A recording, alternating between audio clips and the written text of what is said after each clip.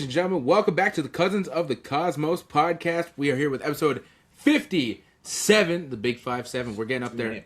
We're getting up there. Today, we're going to talk about the canceled Spider-Man 4. Not the one that's coming. We got one that's coming on the way. But this one is the canceled one. This is the Sam Raimi Spider-Man 4. Maybe the biggest what-if story ever. He said a lot of fucked up shit. He got canceled. Maybe the biggest what if ever in the terms of canceled movies and things like that. Right. We've done a couple episodes like this. We did on I think the Amazing Spider-Man 3. We did Amazing Spider-Man 3. Yep. Was there others that we did or? We did what was supposed to be Duel of the Fates originally. Yeah. Episode 9. Yep. So this is just a fun thing we like to do from time to time. Just look back on some possible thoughts and whatnot of what was going to happen in these movies. So yeah, we're going to talk about Sam Raimi's Spider-Man 4. I think for me this might be right behind what Duel of the Fates was, because I really enjoyed what Duel of the Fates was supposed to be. Right, that was very fun. This might be my second biggest what if, just because obviously we grew up with Tobey Maguire, so we were the demographic when No Way Home was coming out, and we saw him. Our butts would have been in the seats had that movie come out. Right. So yeah, let's dive into what Sam Raimi's Spider-Man 4 was originally going to be. Theo does not have the notes on this, so this is really going to be... I'm going in blind here. This is just going to be me rifling off and Theo going, yeah? Yeah. Yeah. Oh, that makes sense. That adds up. Yeah. I knew he was gay.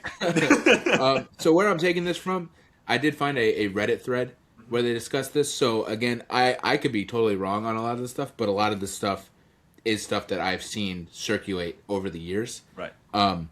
But if I am wrong on some things, don't crucify me. I'm going off of a Reddit thread. Yeah. Originally the idea so Spider-Man 1 comes out, it's this huge box office success. Everybody's going crazy. Spider-Man 2 comes out, it's just even crazier. Spider-Man 3 comes out. It releases and it's Spider-Man amazing. 3 comes out. I think on a history fact here for me personally, Spider-Man 3 is the first movie that I remember going to the theaters and seeing. Right. I remember my parents taking me to the old Hollywood 18. I remember seeing the poster with the black suit and the poster of the mirroring, you know what I'm saying, on the building. Yeah. I remember seeing that outside. So this is Spider-Man 3 was definitely the first movie I can recall seeing as a kid. This is a franchise that's very, very big in our lives. Spider-Man 3 comes out. It gets a mixed reaction because obviously everybody knows the story. Sam Raimi didn't want to include Venom, but the studio forced him to include Venom. So there's just too much going on. We both still like Spider-Man 3. Yeah, we've talked about it. So when it came to Spider-Man 4, I think he was just burnt out. I think it was he wanted to do it. I think it was still in the contract that he was going to do it and stuff like that, but I think he was just burnt out. So he was writing some stuff. He was coming up with some stuff, but inevitably what ended up happening was he just told Sony, listen, I can't figure this out. I'm burnt out. You guys kind of fucked me on Spider-Man 3.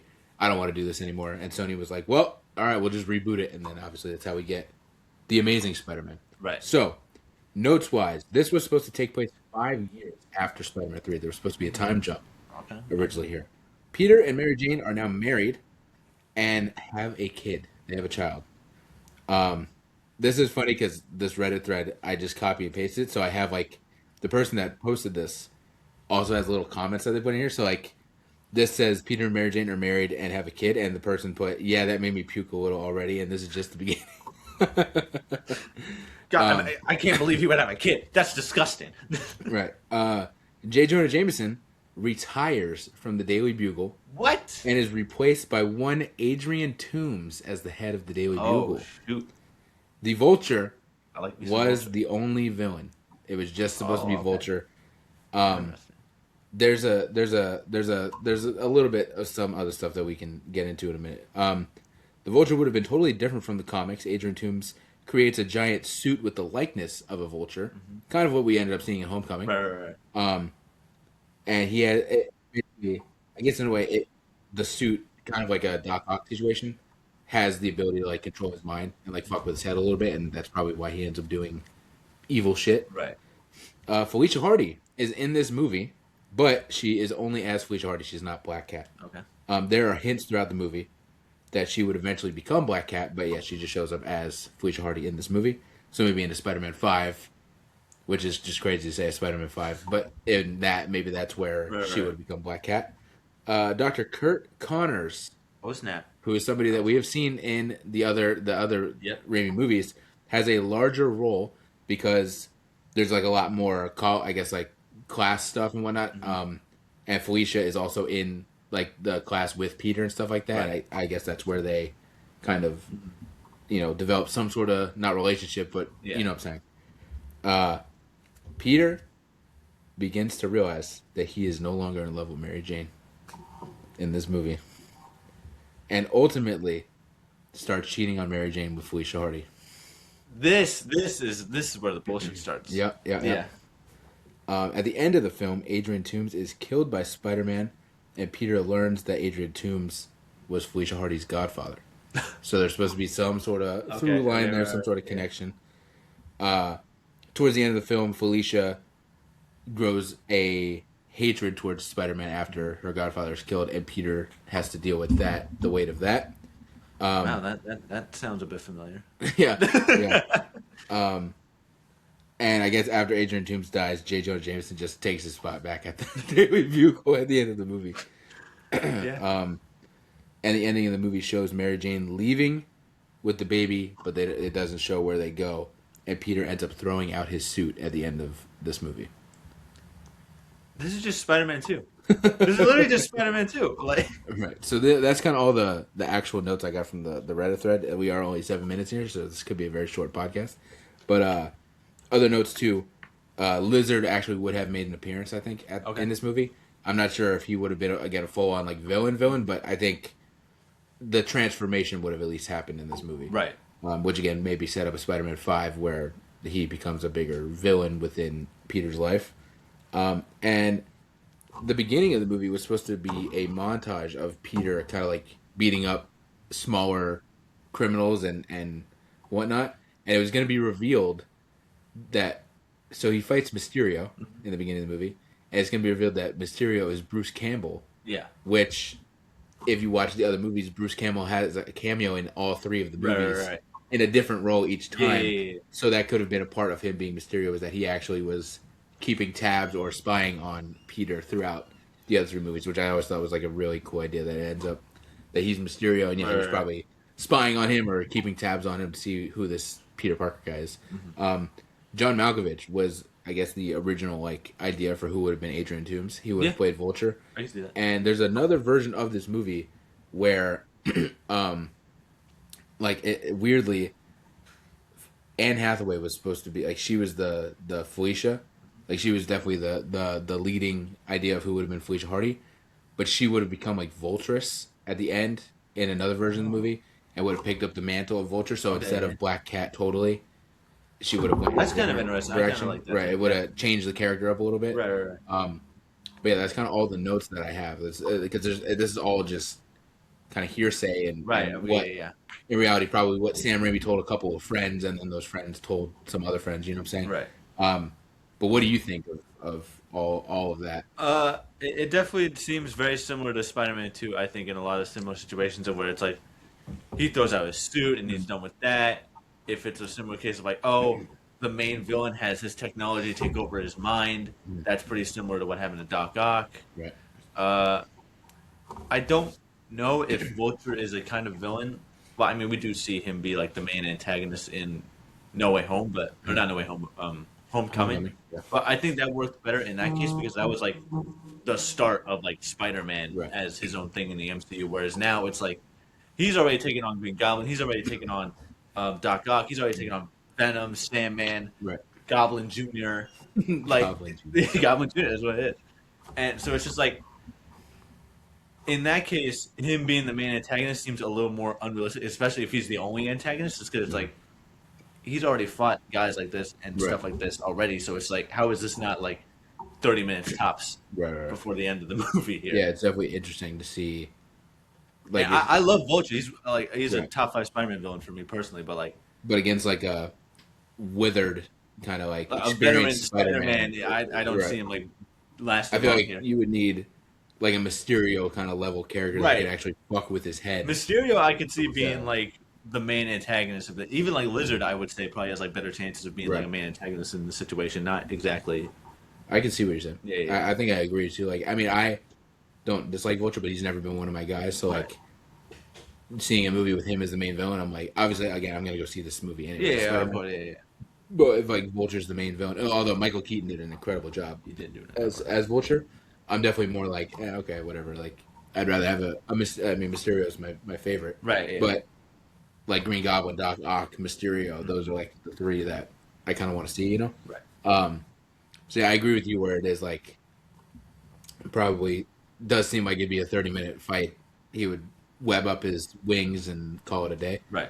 I think maybe Vulturess actually could have been a bigger threat to him if she was a villain because of the fact that they cultivate some sort of relationship throughout the movie. So when he ends up having to fight like his new girlfriend, that's a heavier toll than having to fight like a older guy, you know, in a bird suit.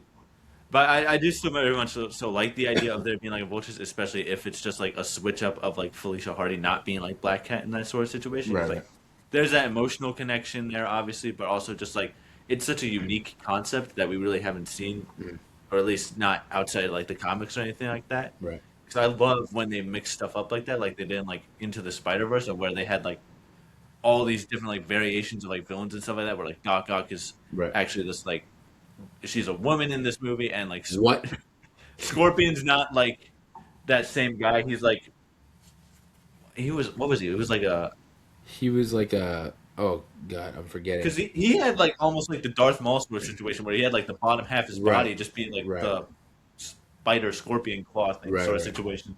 Yeah, I see what you're saying when they kind of like switch things up. Yeah, switch things up. It makes things like original and unique, and I think that's exciting stuff to see. Right. It is interesting. We have a different take, I guess, in a sense, because like I could see even if the movie came out, I could see people hating Felicia Hardy is But like to you and me, we always kind of look at shit as like this is just a adaptation of character. Nobody's saying that. Nobody's saying like Felicia Hardy and Anne Hathaway Felicia Hardy is the ultimate version of Felicia Hardy, and you know what I'm saying. So like you and me, we're like, yeah, if we want Black Cat, we'll just go play the PS4 game. Exactly. We'll go watch something else. Show. Like, there's many iterations of that already happening. Like I'm good. I do like this. Might be a hot take. I do like that he no longer is in love with Mary Jane because I feel like throughout the 3 movies, she's kind of annoying. That's true. She's kind of annoying. That's true. And not that he's a saint or anything like that, but she's definitely a little bit like annoying and stuff like that. And I feel like in No Way Home they kind of kept that a little bit, even though they are still together. Mm-hmm. He does say like it's pretty rough, but we figured it out. Right. I don't know about y'all. That sounded like I hate my life, but like what else am I gonna do? You know what I'm saying? Like I feel like in a way, I mean maybe the characters did just truly figure it out, and they still are madly in love with each other. Mm-hmm. But I feel like chances are, it seemed like to me it was like a like.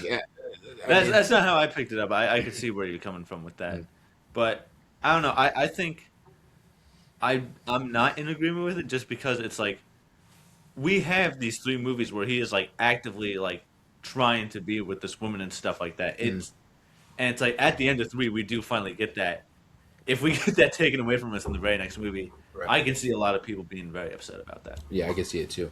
I want to bring up something you said in the notes that I found funny in a way, because it's like when he meets like Felicia Hardy and stuff like that, it's in like the classroom and stuff like that and whatnot. And this is like a 5-year time jump, so I'm just like, what is this kid going for in terms of degrees? Where he's still in college all this time later, man. It is funny. I mean, you've been in college for like what, like 8-10 years, like Well, I mean, you can always go in for another degree of some. I guess, yeah. But it is kind of funny. Like it would be funnier if it was like high school. Right. It's like, dude, how are you still in high school? How are you still in high school? Quadruple super senior at this point. Right. But I feel like in a college sense, you could a 40-year-old can go to college and get another degree right now if they want to. So I don't think it's too far fetched. But I do see what you're saying. It's like this guy just doesn't leave. He just doesn't college. Leave school. He's just always in school. What else? There's no Gwen Stacy in here. No, she's gone. Yeah. No mention of Gwen Stacy or anything like that. Yeah. No mention really of like Harry Osborn. Like I feel like that would have been an interesting plot line was not to bring it back, not to bring it back. I'm saying like an interesting plot line is Peter dealing with, and even Mary Jane dealing with the death of like their best friend and having to, even though there is a time jump, I guess. Right. As someone who's lost their like father, maybe it's something where like ago, he has. It's still very prevalent in my life. You know what I'm saying? Maybe it's something where like Peter has some sort of like internal conflict, and he goes to like his grave or something like that, and he's just like trying to figure stuff out, and like trying to talk to him like spiritually and stuff like that. Maybe that he's about to cheat with Felicia Hardy, and James Franco's just in his head being like, "Do it, Tower, 2 weeks to take it."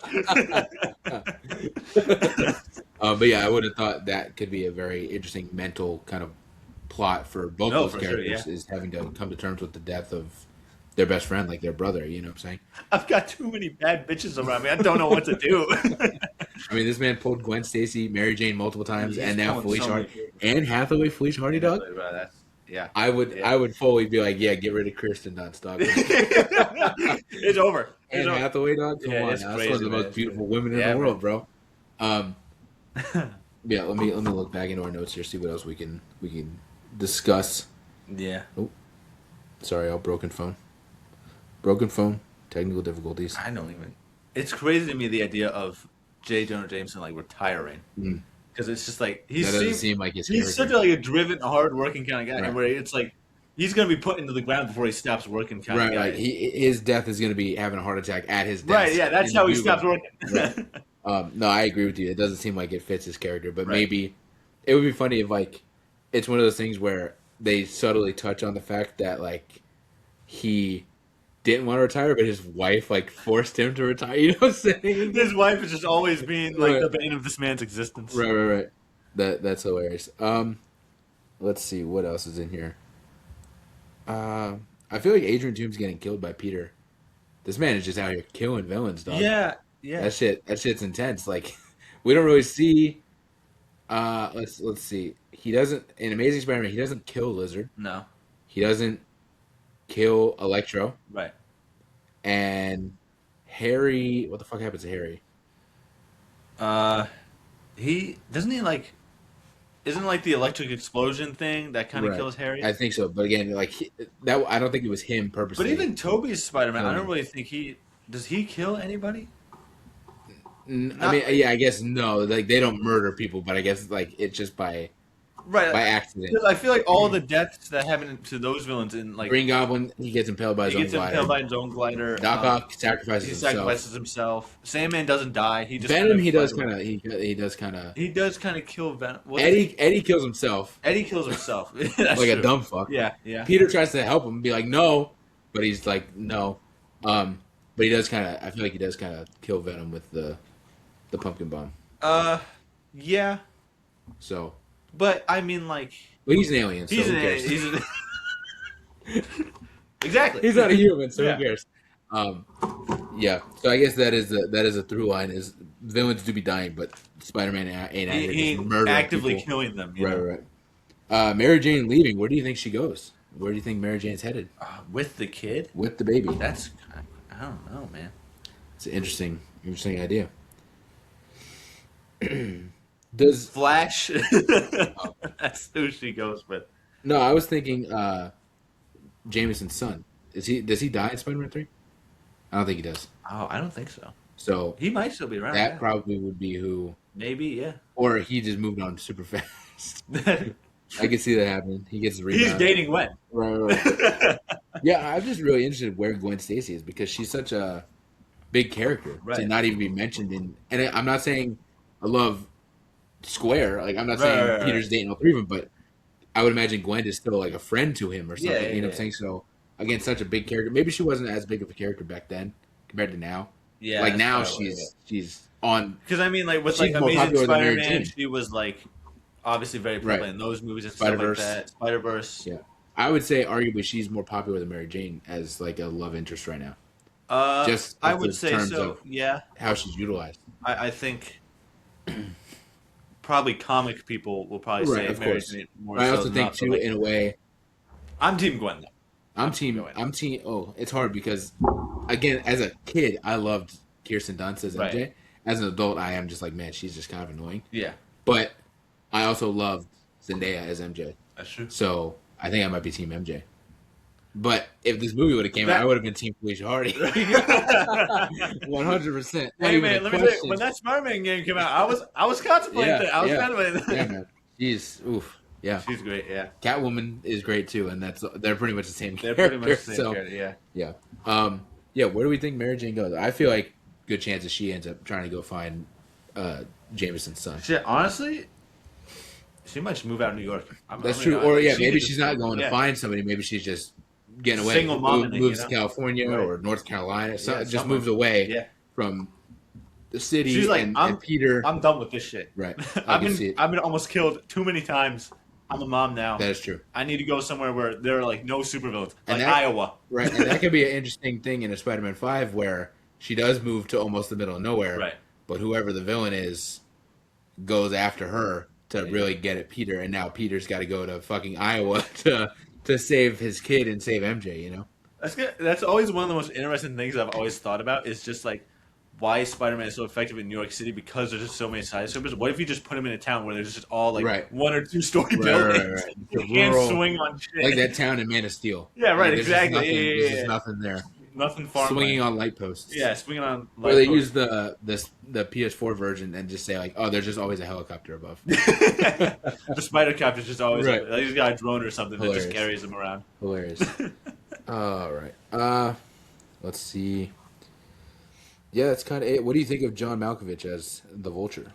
I like that take. I like that. Obviously, it ain't no Michael Keaton. Right, Michael Keaton. He's I don't know. I mean, we've only really gotten the one true Vulture. That's true, but I'm sure at some point we'll get another version of the live action Vulture, but I don't know if it's topping. Yeah, Michael Keaton. It's a high bar, man. That scene in the car. Yeah, that's the best scene. That might be the best scene in the whole movie, bro. It is the best scene in the whole movie. What are you talking about? Good. I'll kill your fan. It's like the acting's on point. The lighting is super good in there. It's so just everything about it, man. So good, bro. Anne Hathaway as Felicia Hardy. I mean, that's peak casting. That's a no-brainer. I mean, and it's funny because she ends up playing Catwoman too. That's true. That's not even just like Anne Hathaway. That's like late 2000s, early 2010s Anne Hathaway too. That's like yeah. Kid me was definitely crushing on Princess Diaries, Anne Hathaway. That's fair. That's sure. completely fair. For sure. Me and my sister definitely watched that movie a lot. Yeah, and I think that was like one of my first crushes was Anne Hathaway as what was her name? Mia, I think.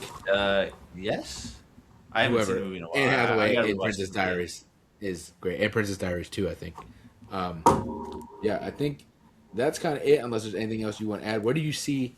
Again, we didn't get this movie, right? But where would you have seen a Spider-Man 5 going with the events of what we're seeing here? 4? I mean, if it does set up like a thing where it's like Mysterio and Reptile in the next movie, I could definitely see that going into a sort of situation. Mm-hmm. With MJ leaving, that's definitely like the biggest gap here of being like, where does that even go? Because if she does move out, like I think she would, then I think she may just be gone. Maybe then they bring Gwen back for a 5th one. I don't know, but get rid of her, bring in Gwen. Love triangle again. There's always got to be a love triangle in these Spider-Man movies every time. Has to.